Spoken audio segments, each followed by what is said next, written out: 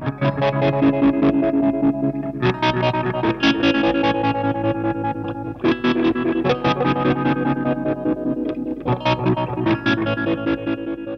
everyone, I'm just playing with my Demonizer pedal.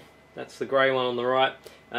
It's a pedal I've said in the past I really like. Some people don't like it, they think it sounds like crap, but I think it's more of a problem with the marketing behind that pedal than anything else. It's called a Demonizer. You'd expect it to be good for as a metal pedal, and I don't think it is. The scoop on it, it's got a scoop dial, it just doesn't sound that good. But the point of this video though is to, I was thinking of opening it up and having a look inside. It claims that it's running the, I'm pretty sure the marketing for it was saying that it runs the tubes at high voltage, like 120 volts or 200 volts or something like that. I think it was 120 volts, and that it's all analog as well. There's no digital. No digitalness going on inside, because as you'd know, with the damage control line and the Strymon line, they're very heavy on digital, and they do digital very well. So is the Demonizer, does it have any digital stuff in it? Would be interesting to see what's going on in there. And just take a snoop around inside. I'm not an electronic engineer, so I'm not going to be able to reverse engineer this thing for you. We're just going to take a very quick overview of what's going on inside, and it's always interesting to see how manufacturers make their pedals, and you can get some tips or just out of pure interest. But I'll just play it for you for a moment, just so you know what it actually sounds like. I've also found it's pretty good for a preamp when you're recording DI into your computer as well. I was using the Demonizer with the Big Sky on the computer before. It sounded pretty good, decent enough. So anyway, I'm going to whack in a mic so we can hear it, and I'll just play a bit, and so you know what it actually sounds like. So I should state that I'm running this in stereo, and I might add a little bit of reverb on the Big Sky as well. So here we go.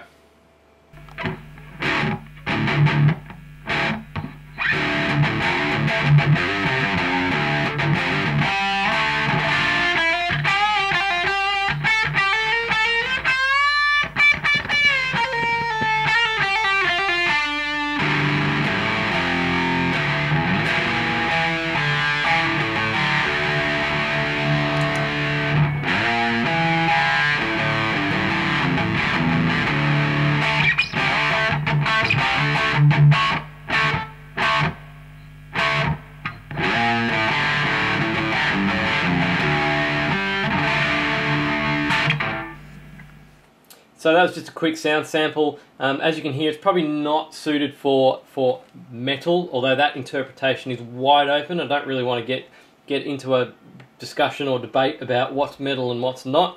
I just like it. I think it's a good distortion / high gain pedal. It's got buckets of gain, and as far as the EQ goes, I usually EQ it so it sits in the middle a bit. The scoop dial is pretty much useless. I think that's supposed to be on there as an indication that it should be used for metal, but it just doesn't sound very good, which is probably why there's a bit of hate towards it. But if you want a distortion pedal as such, then it's a great pedal.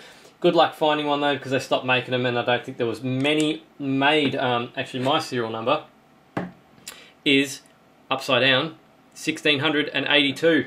So I don't know how many more did they make after that. I bought it probably a couple of years before I stopped making it, so maybe a couple of thousand of them were made.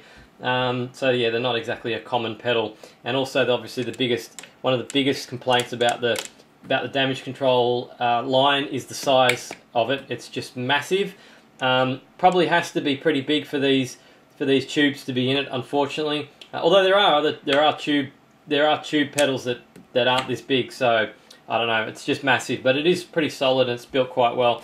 And I also should state too, on that comment about 120 volts plate voltage, it does get warm, so that could very well be true. And you've got the they've routed out some holes in the side, some vent holes just to let some of the heat out. So yeah, can't remember if I mentioned it, but yeah, it's also got a optical compressor in it as well, apparently. So let's open up the inside and have a look on the inside. So I don't think that the metal enclosures were made anywhere near as well as the new Strymon gear. It just fits together so well, whereas this is a bit clunky. It's a hell of a lot sturdier than the Strymon gear. I think I may have to pull one of those screws out a bit further. It's still stuck. But yeah, it just weighs a ton.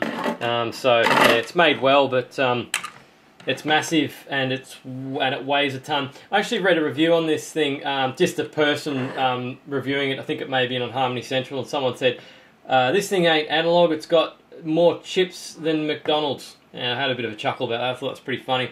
And looking on the inside, to the layman's eye, you might think that it is digital because there's a lot of SMD on there, and you've also got some chips. And from having a look, because I've actually opened this before, previously, the only digital chip I can see is this one up here, which is a chip made from a company called Zilog. Don't know much about digital stuff. And there's also an oscillator up there too, by the looks of it. I would probably think that that would be maybe for that eye thing on the top of the pedal. I'll just show you what I'm talking about there. The eye thing. This thing that flashes different colours at the top of the pedal. The harder you play, the more it flashes. That digital, it goes yellow and red and orange. And I'm just thinking maybe that digital chip is to control that, sort of analyse the frequency of your guitar signal and control it.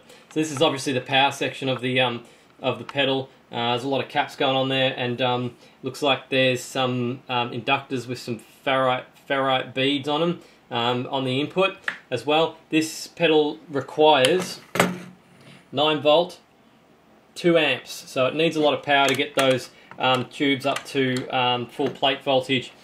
So yeah, there's some big ass caps there, and there's also a transformer there, probably to step up the voltage.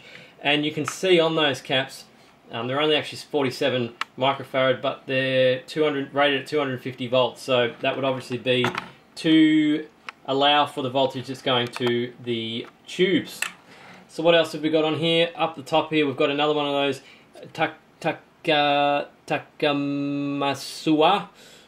We had one of those in the Strymon Big Sky, and I couldn't pronounce that one either. That's a relay for the output, and it's relays are a good choice for pedals because their mechanism doesn't fail as easily or as quickly as a 3-pole double throw. The mechanism 3-pole double throw are notorious for busting. So if you've got the electronics technical aptitude, you could incorporate a relay into your design, and yeah, have something that will turn the relay on and off to bypass the circuit.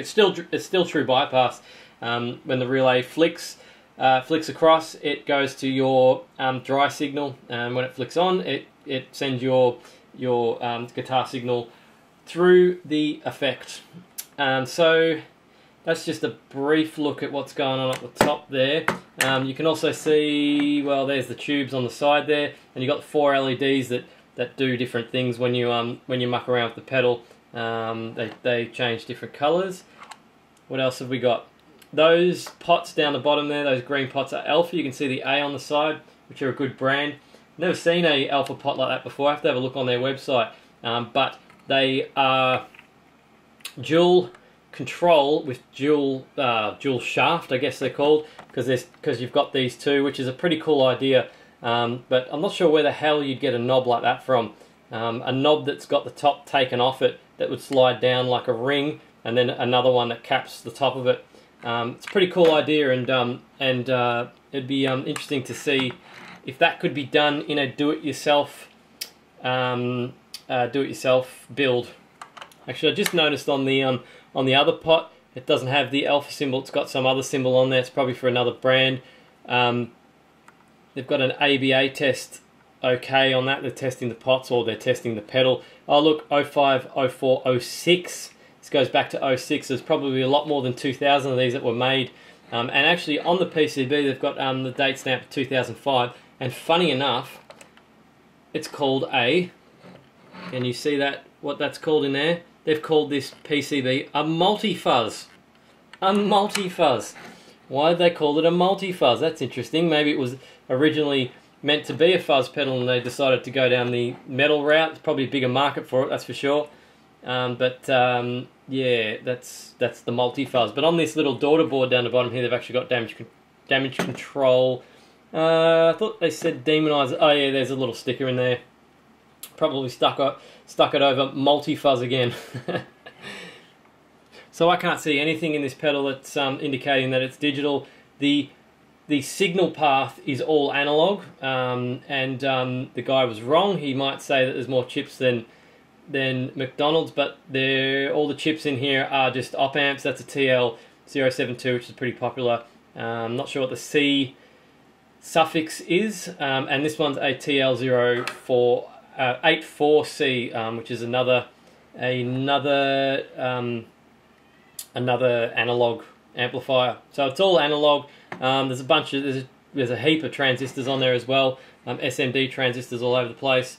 So there's nothing in here to indicate that the signal path is digital. It's analog. The guy was wrong. There might be more chips than McDonald's, but the actual signal is analog, and it's probably running at 120 volts too, because you got those capacitors that are spec'd at 250 volts. Usually, I think it's pretty much a rule of thumb in the electronics world to go double for the voltage rating for a capacitor, and you can see that it says on those capacitors IC, which means that they are Illinois capacitors, which are an excellent brand.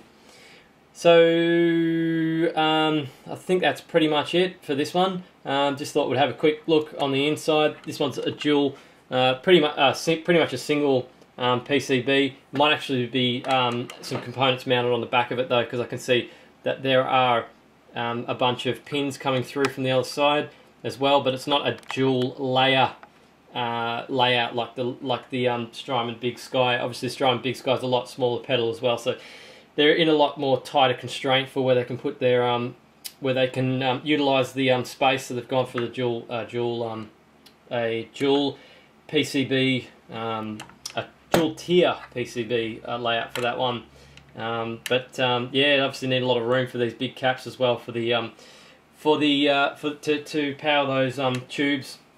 So that's it for this video. I hope you like it. Just thought I'd open up and see if we could identify those the marketing ploys of this pedal were true, and yeah, to see if there was any digital components going on in there. And as far as the guitar signal goes, it's all analog. I love it. I reckon it's great. I don't think I'd ever be able to get another one again, unfortunately, because they're not being made. Yeah, I don't think I'd ever get rid of it, because yeah, it just suits the sort of sound that I'm after to a T. Still does 3-4 years later after I bought it.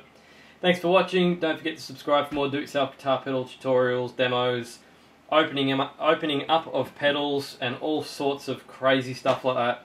Thanks for watching.